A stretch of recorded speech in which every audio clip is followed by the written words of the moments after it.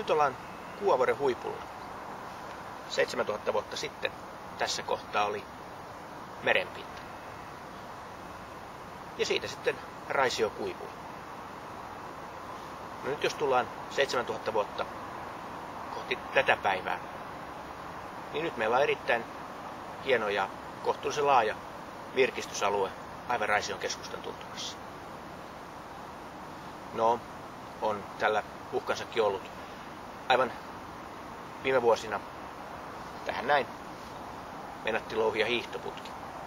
Ei ehkä niinkään se hiihdon, mutta kalliosta saatavan soran takia.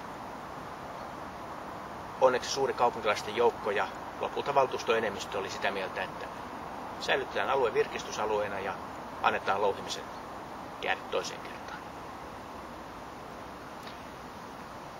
Muutenkin nämä kaupunkirakenteeseen ja kaavoitukseen liittyvät asiat on kaupunginvaltuutettujen ja kaupunginvaltuuston tärkeimpiä asioita.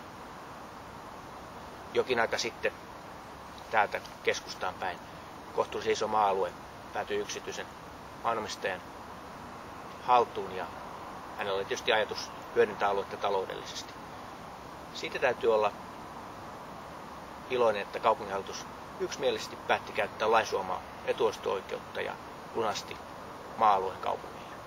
Nyt kaupunki voi päättää tästä Kuovuoren virkistysalueesta kokonaisuudessaan ja sen kehittämisestä. Kaavoissa on se ongelma, että yleensä kuntalaiset ja jopa päättäjät heräävät vähän liian myöhään. Yleensä siinä vaiheessa, kun kaivinkoneet ja kuorma-autot jo kulkevat. Mutta kaavoissa 30 vuotta ei ole kovinkaan pitkä perspektiivi. Jos nyt ajatellaan vaikka kauppakeskusmyllyä ja myllyn aluetta, niin muistaakseni 1991 kesäkuussa kaupunginvaltuusto teki päätöksen alueen kaavasta ja mahdollisti kauppakeskuksen rakentamisen. Kului melkein 10 vuotta ennen kuin mitään tapahtui.